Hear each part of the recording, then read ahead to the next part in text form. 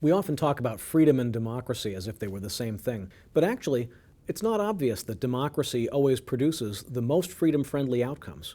Sometimes it does.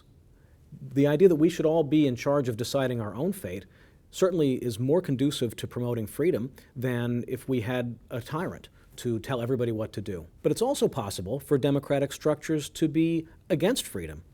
Democratic structures can marginalize minorities.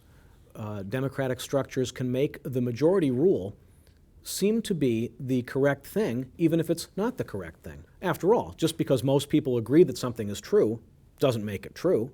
So there's also no reason to think that just because most people agree that something is a just policy, that that's necessarily the most just policy. There was a time when the vast majority of Americans thought that women should not be permitted to vote, or that blacks shouldn't have the same rights as white people. Nowadays, we think those things are false.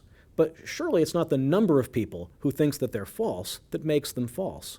The fact of the matter is, a democratic voting system is a way to figure out what most people think. But that's not the same thing as figuring out what's right.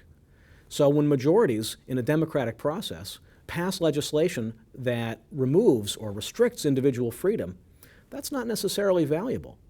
If the goal is liberty, then democratic structures have to be themselves bounded by bordering conditions that keep people safe from what John Stuart Mill calls the tyranny of the majority.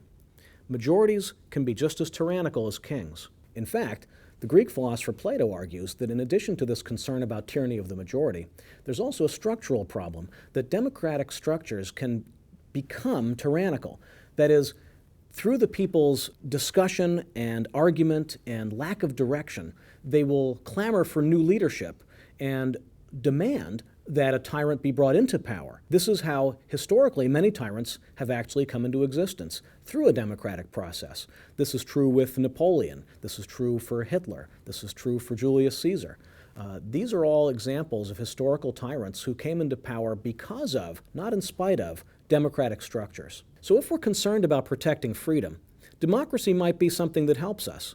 But it's really important to make sure that there are boundary conditions on the democratic process that protect the rights of the individual.